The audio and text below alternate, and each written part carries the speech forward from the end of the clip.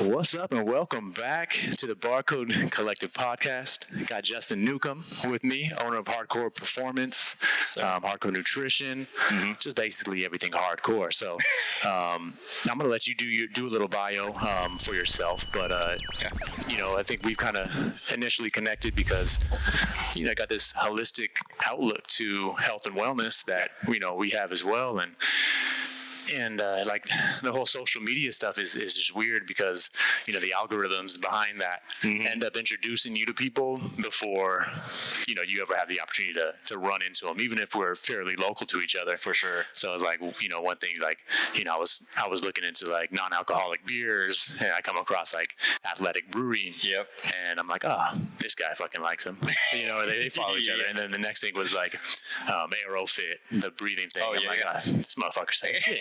So it's like, you start seeing these commonalities or these shared interests with people. The connections, it allows you to kind of, does some of the dirty work for you. Be like, you guys probably on the same wavelength. So for sure. That's kind of how we first came across each other. But why don't you do me a favor and let the people know kind of what it is you do, or give your little description of yourself, your little bio. I know it's always a little uncomfortable talking about yourself, but we do this a lot. Meeting new people, your sales pitch, your elevator pitch. So Justin Nucum is my name, but I go by JNukes. So in high school, actually, everyone there were so many Justins, growing up. So they were like, let's just go by your last name. And then Nukes was just like, quick and easy, and it kind of just stuck. So I was like, let's just go with that. So that was kind of like, that brand almost, so people were known, or I was known as that. So I could actually know if you knew me from high school if you called me by Nukes first. Okay, so cool. So that was kind of cool.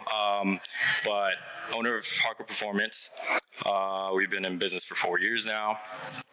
We specialize in obstacle course race training. So if anyone wants to do Spartan race, Tough Mudder, any mud run or run with, some type of obstacle or workout, that's kind of like what we're really focusing into. Yeah. When we first started, it was a lot of differentiating from, we're not CrossFit, we're not these boot camps of like losing weight, or we're not a weight loss program. It's this specific thing, or we're not actually Ninja Warriors either. So it's kind of like, what are you guys? So there was a lot of like education, a lot of, we're actually spending like some money like marketing this. So now it's starting to become a little bit more popular. There was Tiding games, there's other like TV shows. Spartan was like starting to get on TV or trying to get on ESPN, obviously before COVID. Right. So it's still like this new territory or new sport that people are still getting into or getting used to hearing. Like OCR is kind of like the abbreviation, or So that was kind of what hardcore is mainly about. The umbrella, the main, bread and butter. So, and then we kind of, if you strip it down, it's a running sport. So we do trail runs, and then we also incorporate rock climbing for the grip strength.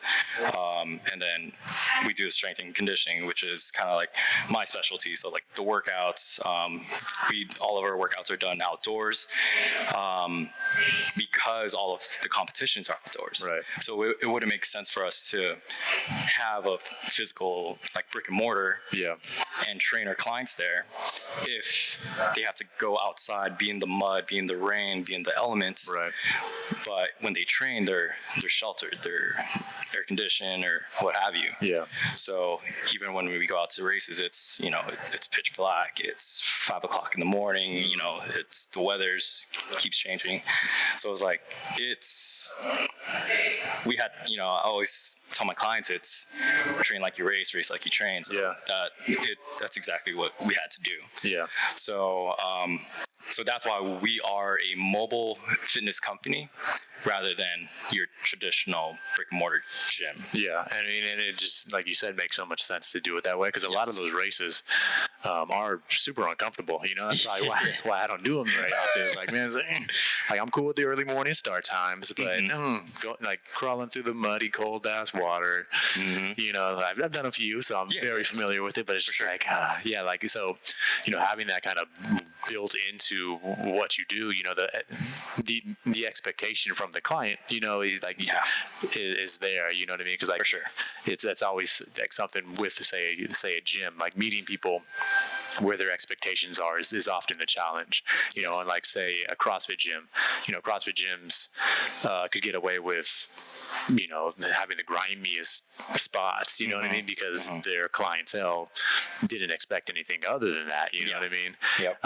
So yeah, I think that did you come out of it from the jump knowing that you wanted to be kind of an outdoor and had that, race like you train like you race? Definitely not. No, the original, let's kind of backtrack. So 4 years ago, this was actually my senior project. So in college, my senior year, we had to develop a business plan that you wanted to work on, do everything from the ground up. So researching the financials, the marketing, how to execute it, everything. So I pitched this idea. So back then, American Ninja Warrior actually wasn't popular yet. So I was super... But it was on your radar? It was on my radar when it was in Japan. Gotcha. So this was like the transition, or like it just started coming into America, or like it started getting popular. So I was like, man, this is so cool. Like, how do I train like that? Or where can I go to, do these obstacles, like do that warp wall, do these crazy hanging, workouts. Yeah. So I found out there was nothing in Orange County, or you had to be a member of multiple gyms. So say a rock climbing gym, a free running gym. So like a lot of the gymnastics gyms had some of those, but not all of it. So, and then the other option was a lot of the competitors were building their own stuff. So the original idea was to actually have a space that had like these crazy obstacles, and then switch it out every so often, like every quarter, every 2 to 3 months.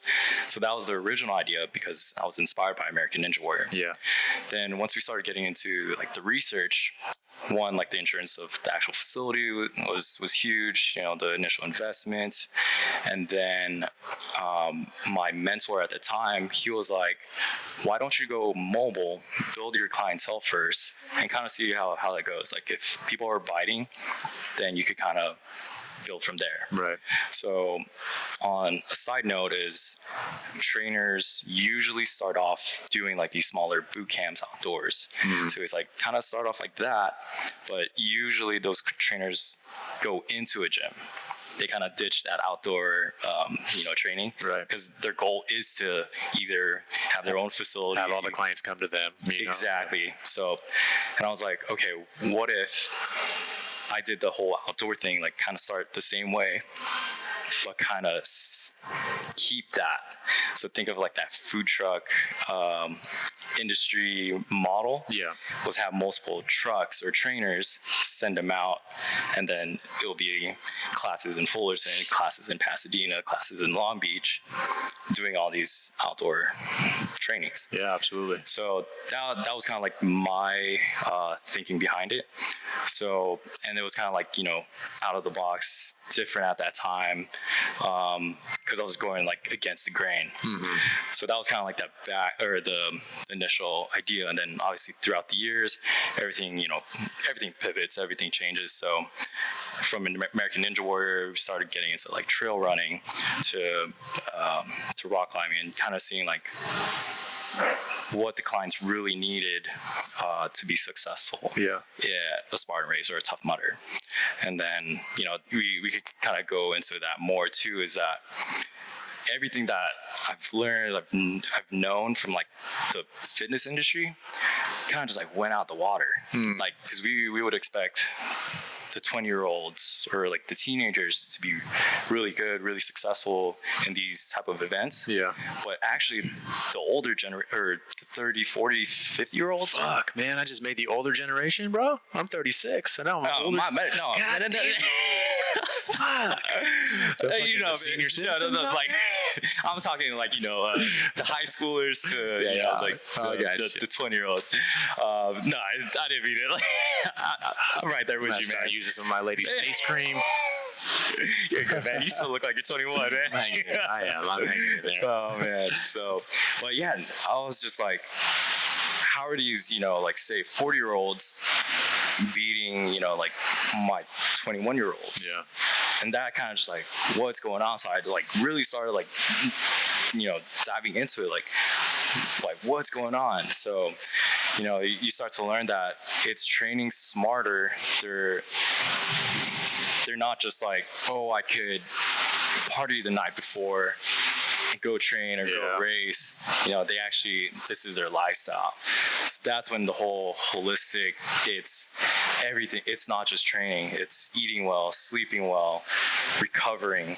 You know, like now you're incorporating breathing, and there's so many factors now that that complement their success in competing or just living that better lifestyle. So no, that's awesome. And yeah, you're right about that. Like, I mean, and it is kind of an endurance type of sport, you know, so like peaking for endurance sports, you know, a little later in life. It's, and that's what I found out too, is that endurance runners don't peak until like their 30s. Yeah.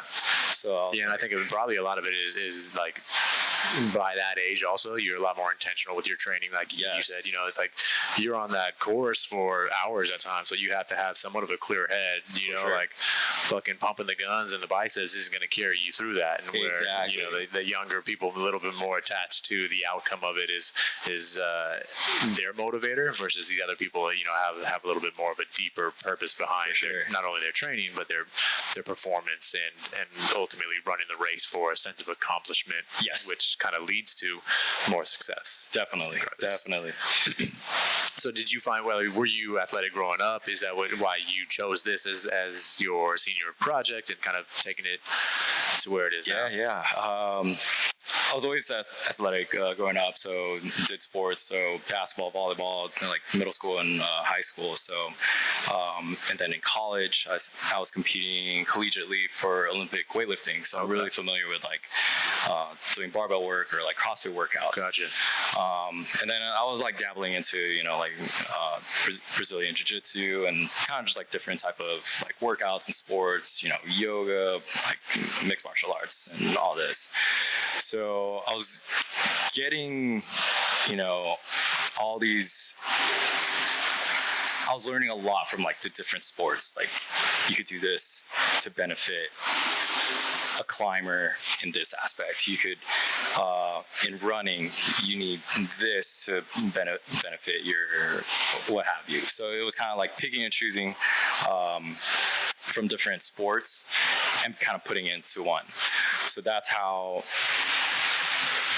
I kind of like developed the training program for Hardkour was I'm incorporating these functional movements for what we need to do to be successful, but also it's if you decide not to race, this is still beneficial for you. Yeah.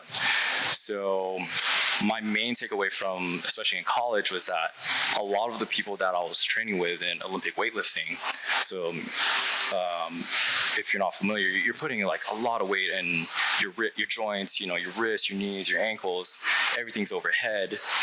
And it's literally, you know, like your wrist is holding 300 pounds over you. Yeah.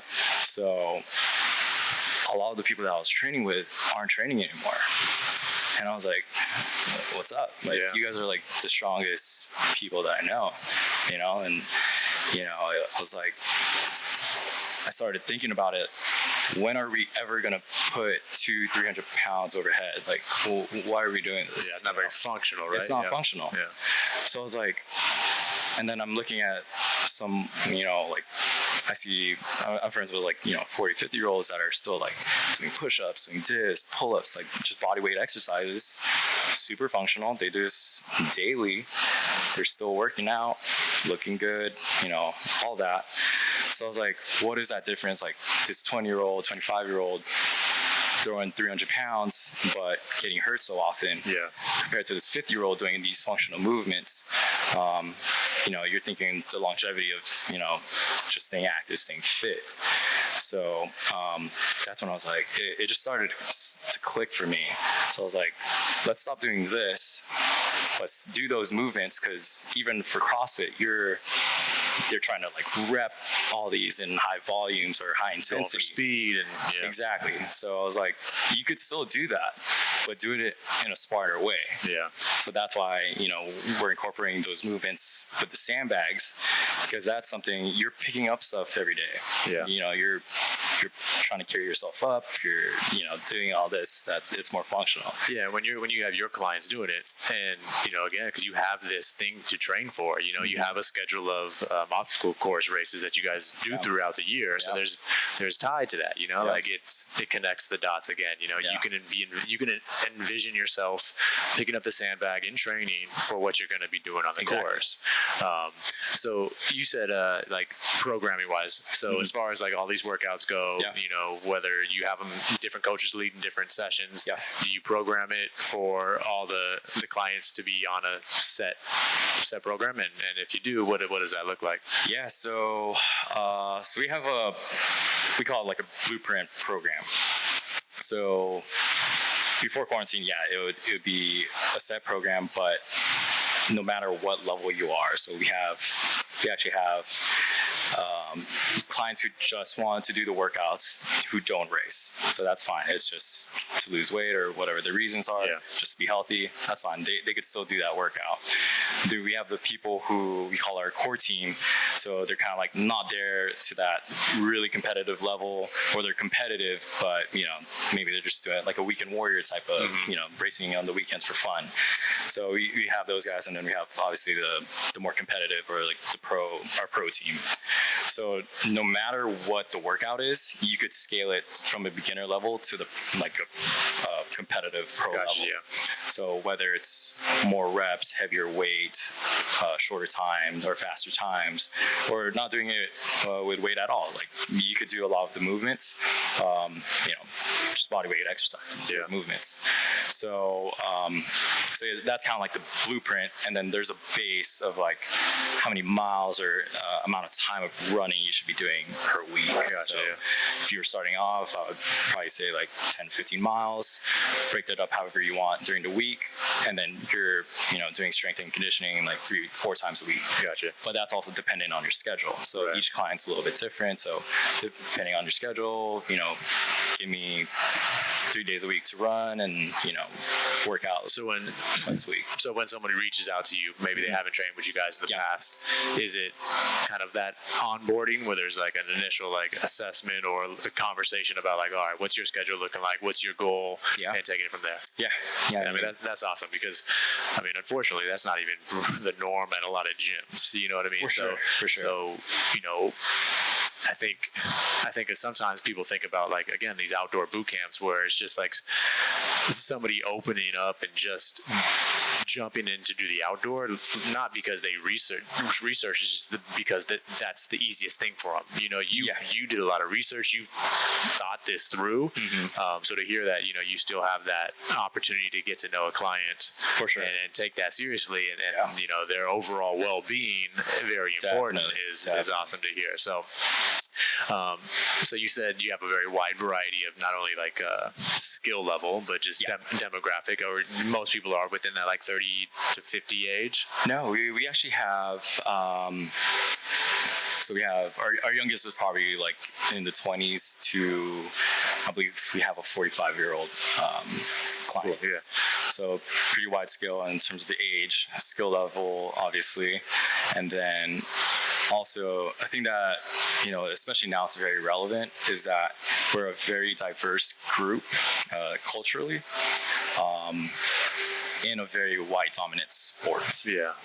So it's funny because when we first started, we were very Asian dominated, and people weren't taking us seriously because even just if you're comparing body types, we're competing against like, 6 lengthy guys, they're fast, they're longer, they're faster.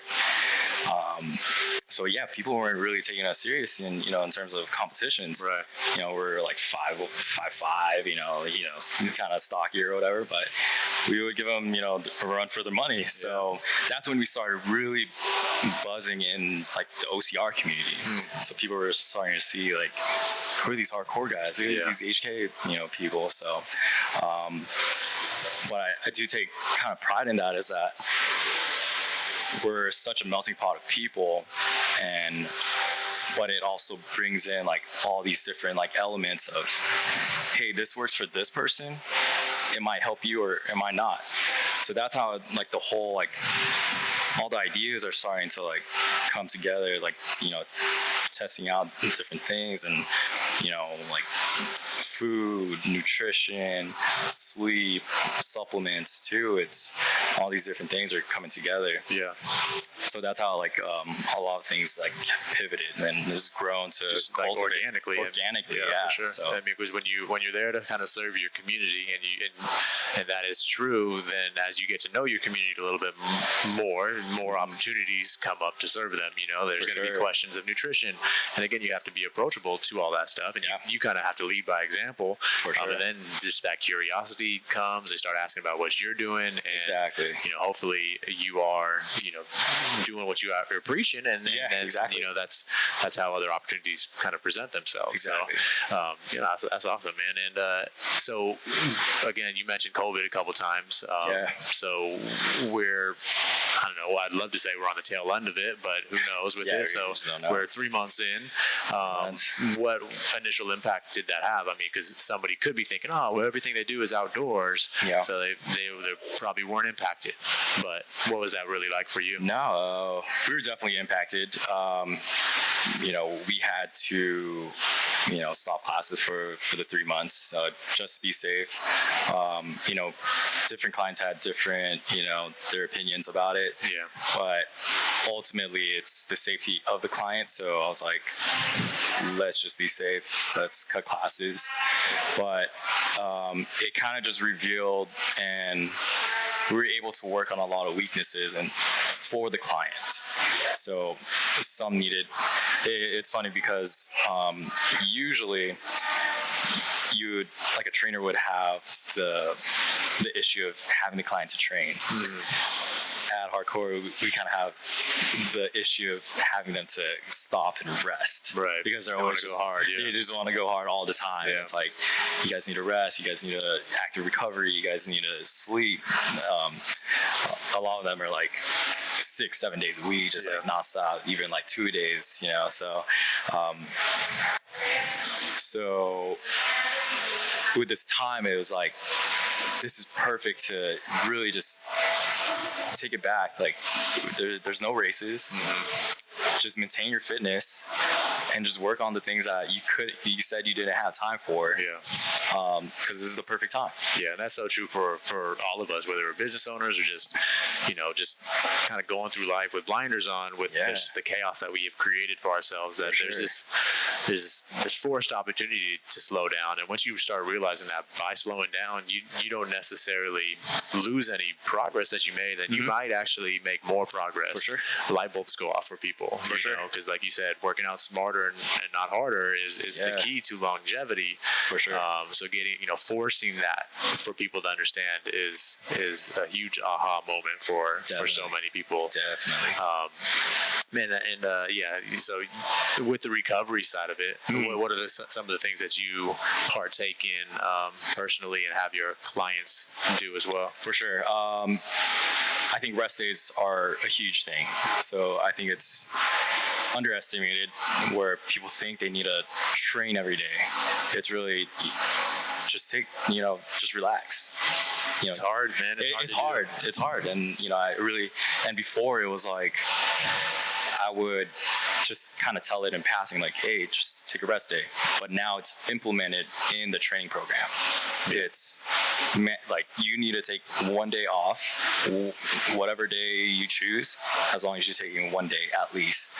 I know some people, like even for myself, like I need to do something. So yoga, some type of active recovery or mobility work. So, you guys are starting to do like your online yoga programs with Bar C.O.D.E app. Yeah. I know I met Jasmine, took one of her classes before. Cool, But there's so many resources, online and YouTube, and even during the time, a lot of gyms, a lot of trainers were providing free Instagram lives, free classes, free programs. So in that sense, it kind of impacted us because like we couldn't really get new clients or sell or like recruit new people. So did you see a lot of your clients jumping on that and doing other virtual training? No. So we were lucky enough to like clients stayed, still kept their memberships, so that was fine. It was just like the getting new clients. So that was kind of tough because they couldn't really go to a class, but we did provide an online program for our current clients or anyone who wanted it. So so recovery, so yoga, breathwork, AeroFit's something that I personally use, just to kind of, as entrepreneurs or business owners, it's just really purposely taking the time to sit down and, watch your breath and doing some breath work. And there's something like that in particular, like it feeds you too and gives you something back because you feel like you're working out almost, so exactly. So AeroFit is a breathing device that helps strengthen your respiratory system in your lungs, while also obviously going through breathing protocols, whether it's like a balanced breath, and then it actually measures the force, so you are kind of like, it's almost like a little gamification of it, where you're trying to follow along the breathing pattern. So it is pretty cool. I got one. I haven't been using it as often. It's I've been trying to use it consistently, but you could kind of tell, like if you're like a little bit more stressed out, I would either early in the morning, like right when I get up, or it's kind of to wind down. It's been a helpful tool for me. So just being mindful of that. And I mean, in a lot of these recovery protocols, like you have to position it in a way and know who you're talking to and know your audience to get them to do it. You know what I mean? So there are things that you can do that do feel like you're actually doing something, like the ice baths or even the saunas. They can be a little intense. Yoga, you're moving. So it's this idea of a rest day doesn't mean you have to not do anything. It's like active recovery is the conversation that we really like to have for people. So that's awesome. And so again, going into COVID from the business standpoint, do you have like employees on the lineup, or how's that structured as far as like, I guess financially? You said you're able to still kind of keep memberships going, keep it alive. Did you have to look into any of like the PPP or the EIDL resources, like the SBA stuff? So it's mainly me, and then I contract a lot of like the work. So we have a guy who does like the websites, emails, kind of like all the back end work, and then you actually know Annalise, so she's kind of she's a beast. She's a beast, yeah. So Anna Beast. Has she taken on the nickname Anna Beast? Anna Beast, that's a good one. Heard it here first. You heard it here first. That's actually you might use that. That's it. You can have it. She says hi, by the way. Tell her I said hello. For sure. So she's handling the nutrition side. So, and I do everything from performance training program and kind of like all the business work and marketing, obviously. So, she's super passionate about, nutrition, trying to help the team, perform better, fuel themselves better with, compared to what they're currently eating. Yeah. So, we have people who are coming in, with extra pounds and, they want to move better. They want to cut some weight. Because kind of like touching base on what we mentioned earlier is that we talk to the client with their schedule, what their goal is, but we don't do like we don't check their weight, their body fat percentage when they come in, because we track their performance rather than how they look. So we always tell them, looking good is just the byproduct of the hard work that you're putting in. Yeah. So that's not the goal, though. You're already going to lose weight. You're going to cut the fat. You're going to put on muscle. But that's not what we're trying to do. Yeah. So that's why we do like 1 mile time trials, 2 mile time trials, or you're doing these like a Spartan sprint, which is a 5K. We're comparing your times or your performance, like how do you feel? Like what obstacles did you miss? What obstacles did you make? So that's our skill of seeing which should be the skill. You know what I mean? Like performance. How are you feeling when you're doing this stuff? Yes. Right? It's like, yeah, you get to test that all the time, which is awesome. We try to have those conversations at our gyms. Yeah. Oh shit! Forgot to hit that. All good. Some of the benefits of recording video, you get to see all the back end stuff. That was my lovely girlfriend. Sweet. But just checking. But you guys have that built in, right? Like we try to have those conversations from the jump when we're doing initial assessment with somebody. But just the people that are coming into the gym, like they're so fixated on the whole, what mass media puts out and the fitness industry at large, about what means what health looks like. You know what I mean? It's like it's the abs, it's the whatever, right? And it's like that's runs so deep for so many people that even though we try to have that conversation about it, it's about how you feel. It's a tough one because you're not testing it all the time. Like we might be seeing you 3 or 4 times a week, but unless you're like getting outside and actually testing your performance, it's hard to keep that motivating. It's tough. So you guys got that built in. That's awesome. It's built in. Yeah. So and going back to your question, so Annalise is kind of handling all the nutrition side and all that, and then I have my buddy Mark who's doing all the back end work, but mostly just me doing everything else from the business aspect, and then been looking into like all the government help with because of COVID, but I think there's a lot of paperwork and fires and hoops you got to go through. So it's not fun. It's not fun.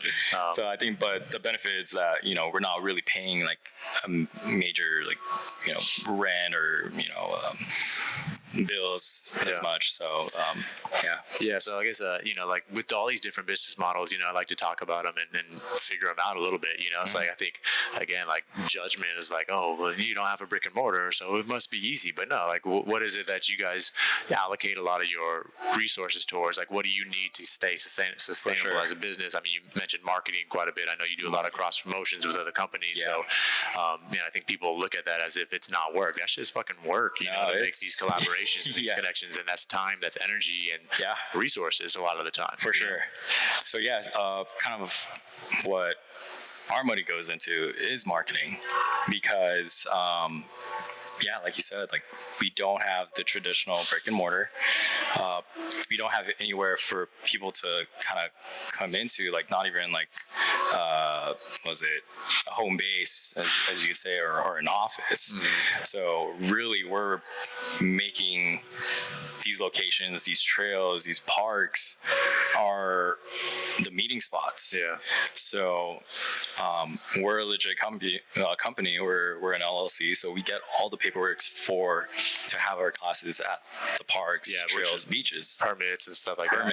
Insurance. If someone were to get hurt, it's on us. Like we want to protect our clients. Definitely. It's not, because I know a lot of trainers, they're not necessarily like a big business. They're just trying to get some clients or clients that they already have to do these workouts outdoors. That's fine, but usually they don't have these permits to actually be there.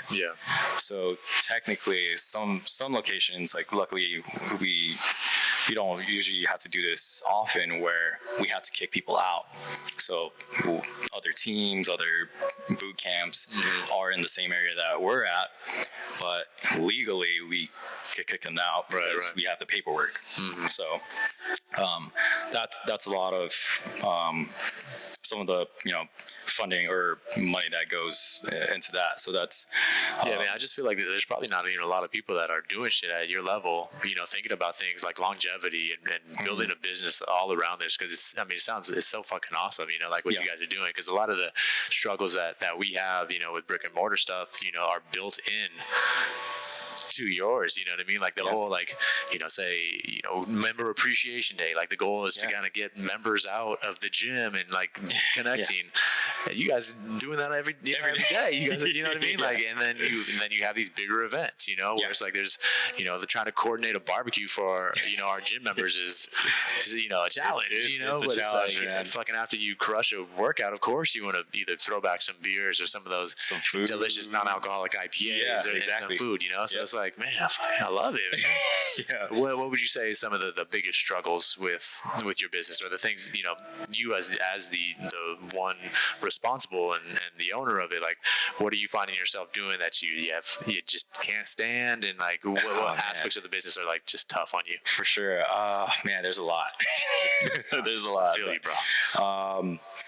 The challenges is, and we get this a lot, or even now, from the beginning till now, is the name Hardkour is people are intimidated. So there's a lot of convincing, a lot of education, like just try it out. Like, we offer free trials, free classes, free weeks or whatever. And just to have them come out is the biggest struggle, because they see the videos, they see the content, they see the photos. They're like, that looks intense. That's too hardcore for me. I get people who say, I need to start working out first before coming to your class. I'm like, you just got to come in. Like, we'll scale it. Like, whatever fitness level you're at, everyone's like open arms, like everyone's friendly. And I think that's like kind of the culture that we're trying to develop, is that no matter what you look like, who you are, what your culture is, or whatever fitness goal, just come in, just try it out, So that's always been a struggle. Like since the beginning, it's always like you won't die, like you won't pass out, like people throw up and whatever, but shouldn't that be like a light bulb for you that maybe you're not as fit as you think? Like you're going to the gym, but you can't go up the stairs, or like you have all these big biceps, but you can't throw a sandbag over your body. Like, what's up? Like, there's something wrong there. So that's always been a struggle for us, in terms of marketing too. So what kind of conversations have you had to kind of maybe bridge that gap? Like, what are you working on to make it more approachable? I think it's when they see other people, not just really fit, like say our pro team, they're all shredded, they're strong, what have you, but seeing just like someone that maybe like looks similar to them doing these type of workouts. So and I even with the social media, it's like I try to differentiate who's being featured. It's not just like the best of the best, it's the new client, introducing them like, hey, like we have this person, whether they're 20 years old or 45 years old, they're killing it. They're out here. They're waking up early. They're doing this. But I think it's social media is a huge factor too. Like they wanna. Sometimes the workouts aren't glamorous, or it looks cool, or it looks good, doesn't get the likes, but that's what's gonna make you better, right? Like sometimes, and I kind of have a struggle with that. It's like, how do I make this look good? Like, how do I make this look cool? But after a while, it's kind of like, just post it. It doesn't really matter. So as long as you have that consistent content. That's a major struggle. What I don't like doing is a lot of the back end work, to be honest. There's so much of it, man. It's like paperwork, it's like, damn, you're constantly learning though, it's, like all the PPE, all the government stuff, taxes. I'm sure, it really is never ending, and it's like, you have to wear those hats, but it's just like it weighs on you, like as we sit here and talk about shit, I'm thinking about some permits right now that I don't have.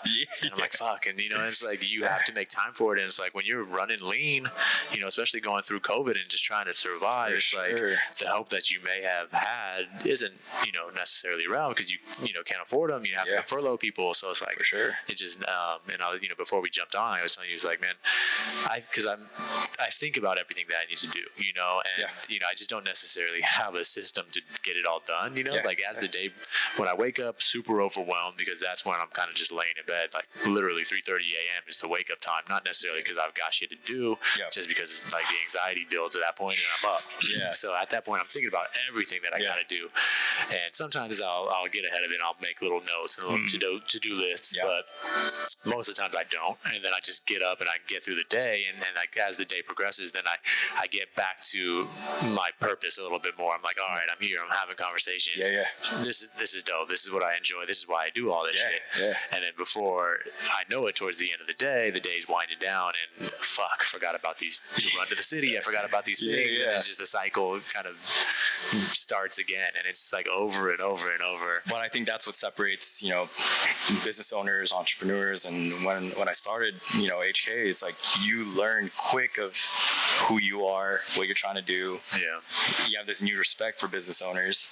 So it's kind of like, this is the stuff that they're thinking about. I mean, and just embracing it, you know what I mean? Like yesterday, just a quick jump on or 2 days ago, just like on the story, it's just like a moment of just like gratitude and appreciation for my work ethic. Like I got so much shit that I'm not efficient at, you know what I mean? But I'm super thankful that I do have this ability to show up and grind it out, you know what I mean? And just be there, even though it's not, again, the most efficient use probably of my time, but sometimes showing up is half the fucking battle. You know what I mean?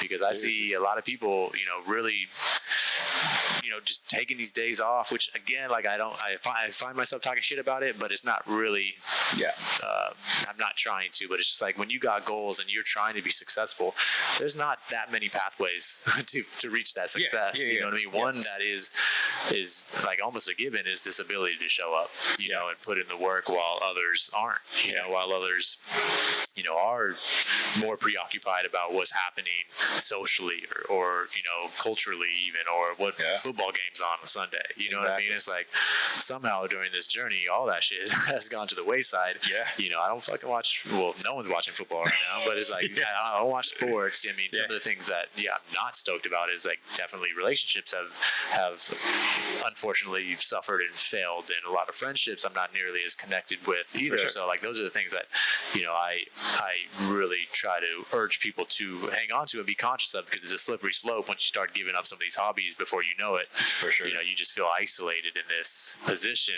of responsibility, and that's not beneficial. You know what I mean? So it's like recognizing that, stop it when you can, but it's like there's this level of grind that needs to fucking happen.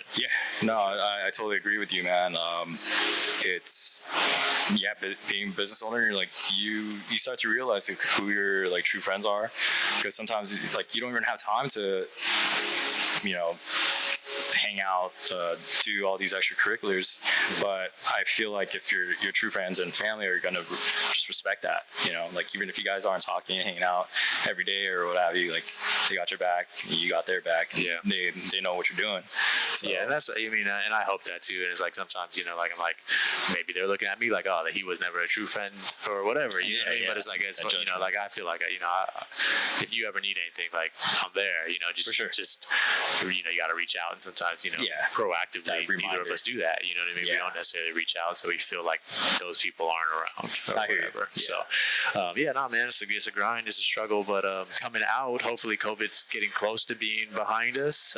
What are things looking like for you? I mean, in Orange County, you do a lot of training in Orange County. County, and we kind of dabble into like the LA County. So we're actually going to be in Verdugo or in Burbank, close by this weekend. So maybe we'll swing by. Saturday or Sunday? Saturday. Okay. So maybe we could bring the team here. For sure. That'd be awesome. Let me know. We'll open up the space and kind of do a little circuit here. Get in the ice, get in the saunas. That'd be awesome. But as like we're starting classes this week actually. So tomorrow's going to be our first day since quarantine happened. So 3 months. But we have new protocols. We're limiting the amount of people per class. So only eight people. Okay. And then we're going to do BYOE is bring your own equipment. So all the workouts are going to be scaled. You could do it without equipment.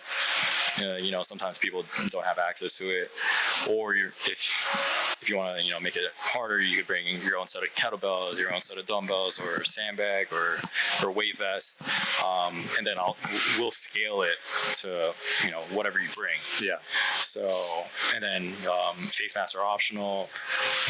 People are, we'll provide the disinfecting wipes, hand sanitizer, but some people are more anal about it, and they'll bring their own, and but there no sharing of equipment, so it's just different, but we'll kind of see how it goes. A lot of the gyms that we're working with now too, like the rock climbing gym, they're planning on opening up, but I don't know, it's still kind of like that rocky territory, kind of see where the industry's going. Yeah, no, I mean, in wherever your beliefs are, because we're coming from a health and wellness space, we know that the masks serve a purpose, the hand sanitizer serves a purpose, but ultimately what's going to pull you through this is building up your immune system, is working out, is eating well, you know what I mean? So it's before the masks, I think that's what we agree on, that needs to happen at scale, you know what I mean? Everyone needs to start having those conversations. So it's a fine line between having really pushing that message and discrediting, say, the mask and the hand sanitizer, but we need to get out there, we need to do the best that we can to balance all of that. I'm somewhat fearful of these gyms opening up and people from the health and wellness space almost trying to discredit that as a band-aid. I get it, but dude, to a certain extent, it has to help.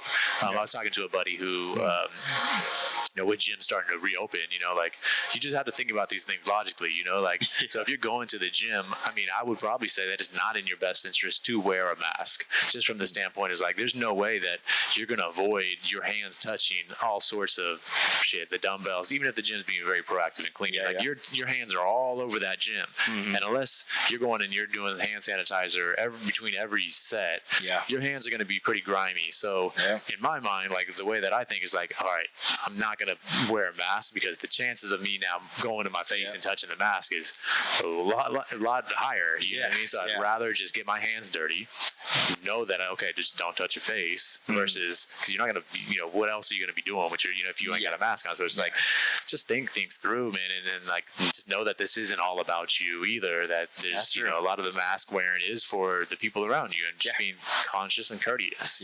Exactly. So are you noticing a divide within your clients about someone fuck that, or for sure, you're trying to because that's on that's something that you got to navigate, because some of it might be perceptual and you're only doing this stuff for the perception of staying safer, but it's that is a decision and a big part of why you have to do things, because you have to make people comfortable. So it's how's that been shaping up for you? It's definitely a divide. So but I think the ultimate goal is the safety, regardless of what you believe in, because I'm talking to nurses that I know, it's a real thing. Some people actually don't believe that we're in a pandemic. Created, right? So it's all right, well, if you don't believe it, at least be respectful of the people that do. Right. So that's why mask, bring your own equipment, be proactive, disinfect yourself, or practice the 6 feet apart. So it's not a perception. It's we really just want the clients to be safe. Really. So and then it's you have to RSVP, you have to confirm. If you don't confirm, be respectful to give your spot up for another person who wants to come in, because we're cutting the class, to 8 people per session. So spots are limited. Yeah. So Yeah, I You know, think it's. I wish more people, just like you said, no matter what you believe in, I just wish more people were okay with inconveniencing themselves just a little bit for the for the betterment of everyone else. You know what I mean? So, I think it's just crazy too, because like, yeah, we're talking to nurses and they're saying like it's kind of going down, but you know, with protests, there's spikes. Yeah. Like businesses are opening up, there's going to be a spike, and then they're even talking about like flu season, like later in the year, there's going to be another spike. Yeah. So it's kind of like, okay, how do we prepare for that, or right. you know, what's going to happen? Yeah. You know, so like it's such an all or nothing mentality, right? So it's like people are going from wearing masks and taking every single precaution necessary up to this point where it's like, hey, you know, things are starting to open, and they think that, you know, that now it's just like completely safe to not give a fuck about anything, which is like, I just don't understand how that fully works in people's heads. You know what I mean? And if you want to support these businesses and you want these businesses open, it just seems to make sense to do all that you can to do that, because once things spike again, you know, why wouldn't businesses get shut down again? Mm-hmm. You know, and then what? You know, like there's probably not a lot much the government can do to help support these businesses even longer than they already have. You know, so it's like, what's next? And then the next wave, and it's like it's just. I mean, it's a bigger conversation of just like people's like how they show up in the world, but it's just like it's scary, man. It's tough. It's scary. It's a crazy time right now in the world, the industry, and all that. So if we were gonna like assume that like there, you know, come flu season again, like a spike, is there anything that you're doing to put your business in a better position than it was before going into that? It's funny. We're gonna have a meeting about, you know, the precautions of, okay, so I think we've already experienced the biggest hit of it, like the initial hit, but that second wave, what are we gonna do? So we're actually gonna talk about that. Not too sure yet, like what exactly what we're gonna do, but what we struggled in was, you know, 3 months of quarantine. Some of our clients were losing motivation. Yeah, you know, some people were okay because, well, first of all, like different clients are motivated differently. So, and then they have a different access to equipment. So even when we program, sometimes they're not able to do it because they don't have a treadmill, or they don't feel safe going outside, or they don't have equipment. So what worked in the beginning was doing like these, you know, virtual challenges, which are still going on, but you know, you could only do so many like virtual runs, virtual challenges, virtual workouts. So it's like, how do we keep the client motivated with what they have, or what's something that we haven't done yet, something creative, to kind of keep that motivation, because initially, like that first month, maybe month and a half, it really wasn't that bad. We're like, okay, this is cool. Like, you know, we're doing Zoom workouts. Like, we did a burpee contest via Zoom. You see everyone, you know, we'll kind of do like a bracket system. People are going head to head, and you know, it was kind of cool. It was fun. We did a Cinco de Mayo. We did a workout, and we were drinking. So it was kind of cool, you know. But after a while, like if we're doing this, you know, in the summertime, especially, because when it first started, it was kind of gloomy. Right. Like I didn't mind staying home, so that was cool. I was like, all right, like I'll just stay in, like I'm just sleep in, whatever. It's chill.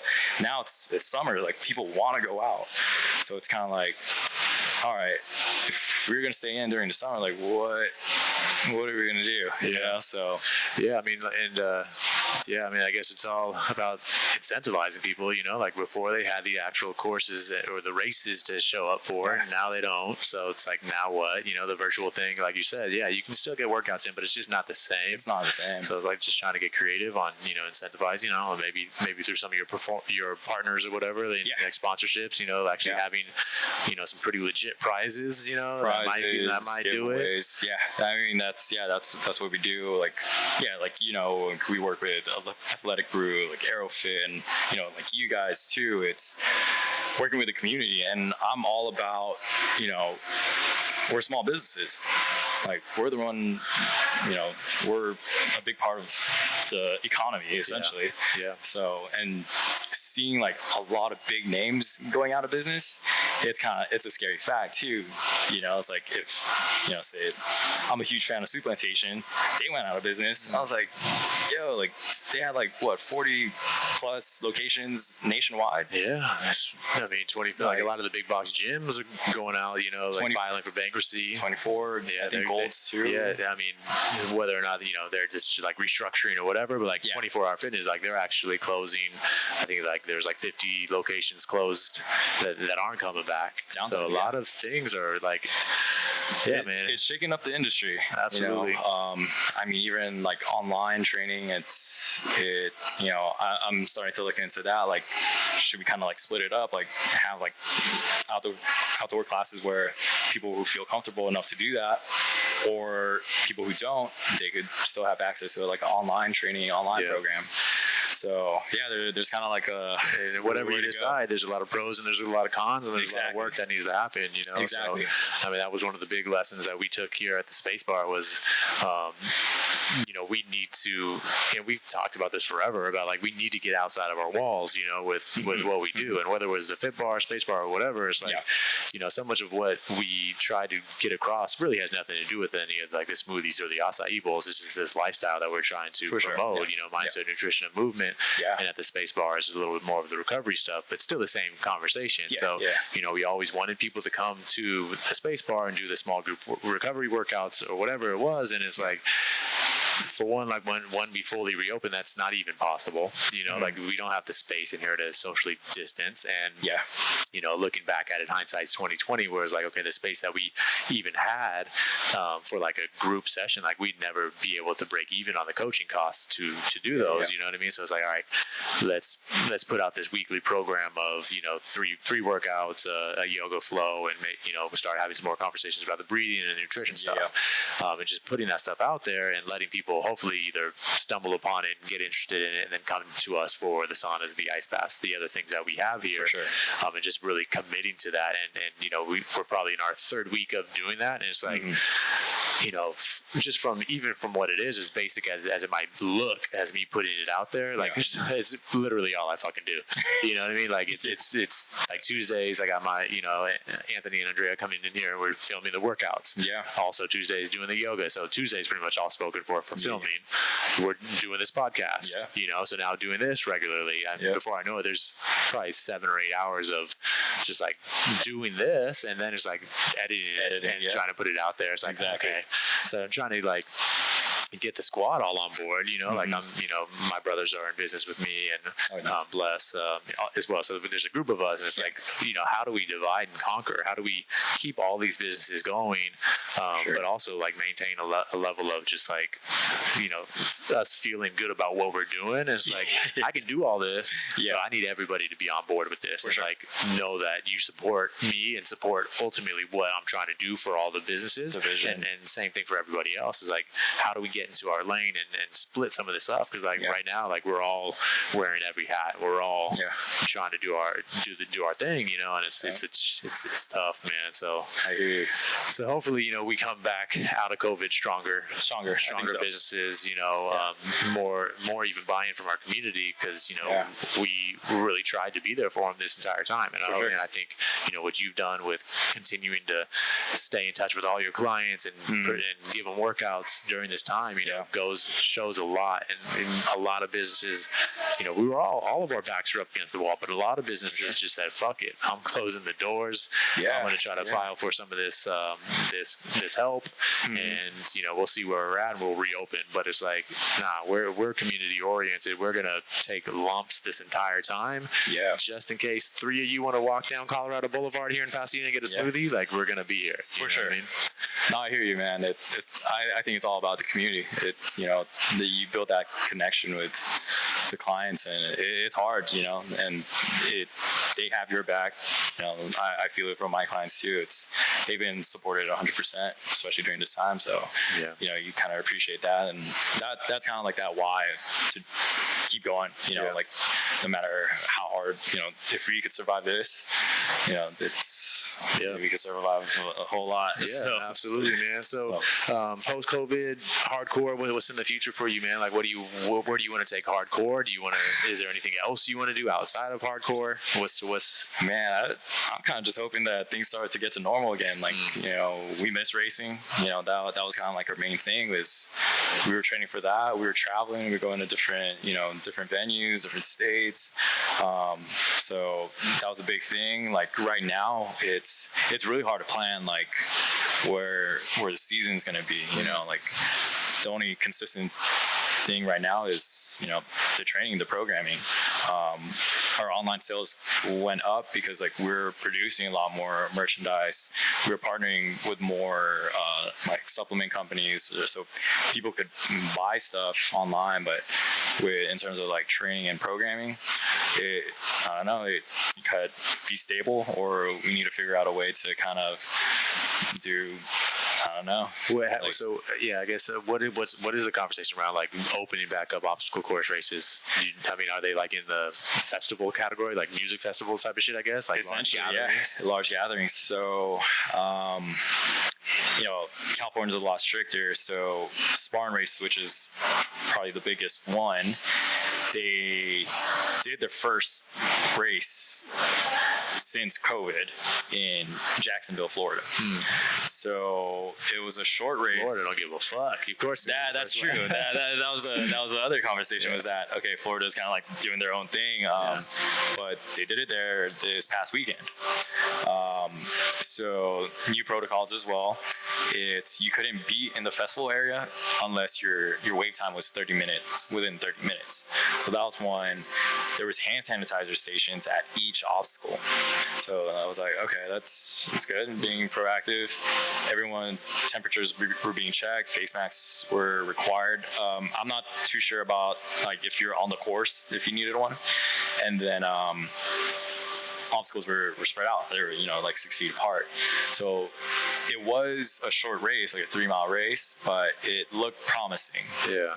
So, but, our concern is if you're getting in the water, you're getting in the mud. Yeah, people are spitting, spitting, peeing, what have you. Yeah. So, or people are sick. Wait, hold up. People are peeing in that water? you hear stories. You got to do what you got to do to stay warm? So, okay, that's a pro tip right there. It's a pro tip. Yeah. And I will never be doing another one. So I mean, in the beginning, like people were getting pink eye, so because dirt, mud, whatever is getting in your eye. So the obstacle course racing, it's still up in there. We really don't know. What we're hoping is trail running, trail races are going to start picking back up. I feel like it's a little bit more attainable, more reachable right now. Because a lot of the trails are opening up too, and a lot of the trail runners, they're smarter. Like they're running with mask on, or if you have to pass by someone, they're throwing their mask on. So, and you're not touching anything. Yeah. So, and as long as the course is wide enough, I think there'll be enough to be 6 feet apart or what have you, and different wave times. You could send them smaller groups. Before I think it was like every 15 to 30 minutes. Maybe you could do 30, 45 minutes, what have you. So it's spread out a little bit better.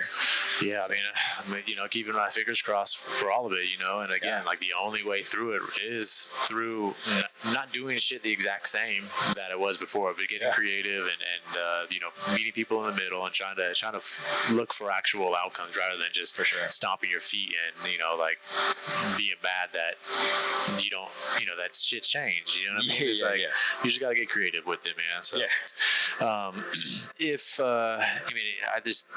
stoked to have you on for one, because like an awesome business that you're running. Thank you.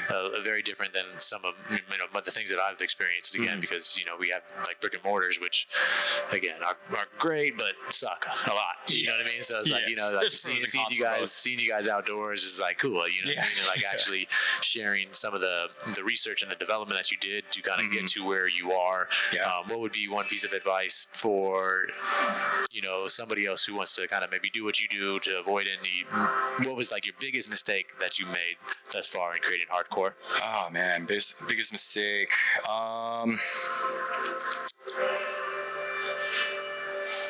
I think trust is a big thing. Like, I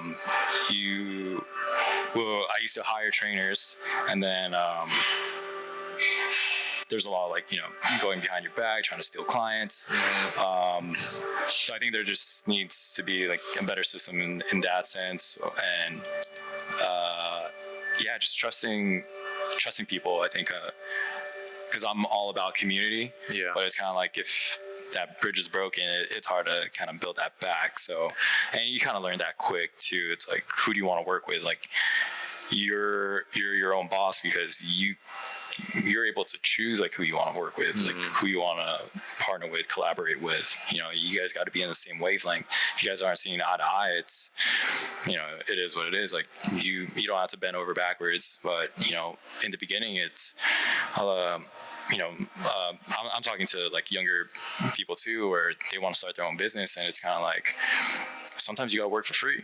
You know, you provide your service and do what you have to do to kind of like get your name out there. But sometimes they're just like, I need to get paid for what I'm doing. Like, I understand that, like, you got bills to pay. But, you know, sad reality is you're nobody in the industry. Like, you need to build your name. So in the beginning, like, that's what I had to do. Like, even now, like, if I want to work with bigger companies, it's like, I'll do what I have to do, you know, to kind of bring the business up there. So, dude, it's that is very real. You know, a lot of millennials or whoever it is, like there's this they have this expectation that, you know, because they've always been empowered, you know, there's participation trophies and shit like that. You know, the unintended consequences was this feeling that you deserve something. And, you know, I struggle with this too, because, I mean, for one, they don't know the work that's gone into it, you know, and a lot of people will never understand. One, just because they're wired differently, and that's good for them, you know, but it's like, they'll never fully understand all that goes into this shit. And it's only tied to them being like just compensation and all that stuff, right? And it's like tough because now where I'm at right now, I value people, and I want you to value yourself too. You know what I mean? Like, so I struggle with that, and like I probably what's the word? When you give like an alcoholic a beer or something, like enable, you know, so I enable some of those behaviors too, because, you know, like, I'm like, I don't want you to have to go through the same shit that I go through. So I'm trying to figure out how to avoid that. But I don't know how. So it's like, then I'm like, okay, fuck, like I'm saying this shit because I don't want you to go through it. But really all I know is the fucking going through the shit. You know what I mean? So it's like, that's the thing though. It's like, I'm telling you, these younger guys or younger people, is that I could tell you all this, like what I've been through, but you're not going to learn it unless you experience it. You have to make the mistake. You just have to go your own path. You have to commit to what you're trying to do. Because even if I'm giving you the advice, like even with training or what have you, I'm telling you what to do. The client is going to decide if they listen or not, or actually execute it or not. So I'm not going to hold your hand and do it. I'm going to tell you my professional opinion. But, you know, if I'm telling you to take a rest day, sometimes there's still training. It's the same thing with business advice or mentoring or what have you. It's like, you know, don't do this, but more than likely they're going to do it. You know, that's probably like the same with coaching, parenting, you know. It's the same thing, I think. So I mean, it's like, you know, you want better for your kids, right? You know, and you can explain that, but sometimes when, you know, again, you know, you just revert back to all you know, and right now all I know is grinding, you know what I mean, and doing it. So it's like I'm trying to figure it all out, how to have a little bit of balance, but also being cool with sticking it out and being a little unhappy sometimes, you know what I mean? I mean, if you're passionate about it, like, you know, like even if you're not getting paid, like as was it cliche as it is, you know, the money didn't really matter for me. You know, it was like I really wanted like, this is what I love to do. You know, like, even if you're okay with answering that, like, if I'm doing this and not getting paid for it, I think you're golden. Yeah. Yeah, for sure. Like, we're always looking for, you know, like more and more and more. But, you know, if you're passionate about something, you know, maybe you should consider looking at what you can do less of, and like whether that's buying fucking shit, you know what I mean, or a cheaper apartment or whatever it might be, you know, like, you know, that can be a solution to your problems, you know. So definitely. Yeah, man. So appreciate you coming on, man. You said you're going to be kind of in the area this weekend, man. I might save you a trip, and maybe I can just load up the van with something, and we can meet you guys over at the park or wherever you guys are going to be at. Hey, so man, we'll figure it out. Yeah, we'll talk about it. Any, I guess, let everyone know where they can find you, where they can find Hardkour on Instagram or the website. Or Hardkour Performance, HARDKOUR. So play on words with hardcore. Instagram, YouTube, our website. It's not an adult site, so Instagram actually flagged us for being an adult. Because it's hardcore, and Hardkour Performance. They actually thought it was, so it got flagged. Oh wow! So we actually can't outlink. So, but you can find us. There's no adult content there. So, that's another. You might be disappointed. Yeah. So I mean, if you get like naked guys, so you can't actually. So someone can't just link out and go to your. I can link out to our website. Oh shit. Yeah. So it's like we've been trying to. Not even with like a little bit.ly, like a. Yeah, no, because even with the bit.ly, it'll go to the website, and then the website still gets flagged. So I'm like, damn. That's tricky. Interesting. So follow us. That's where they want to protect for the content that they. Okay. Yeah. And that's where they're spending all their time and energy, but they got all this fake news out there. Seriously, man. All right, man. Well, I appreciate your time, dude. Thank you for having me. Let's go ahead and wrap this up. Until next time. For sure. Bar.co Collective on Instagram, _collective. You can find me at Cub_Saldana. Please go follow Fit Bar Cafe and Space Bar Wellness. And if you haven't yet checked out the weekly program, it's on all three of the websites: fitbarcafe.com, spacebarwellness.com, and barcodecollective.com. But just go hit the weekly program tab, and we got you covered there. And thanks for spending your we're probably over an hour right now. What is that time wise? Yeah, dude. I didn't start that audio for fucking 20 minutes. I'm gonna have to figure out how to do that in post production. Oh man, but we'll figure it out. We'll figure it out. That's why we got the video back up. But all right, man. Well, until next time, guys. Thank you. We're out of here.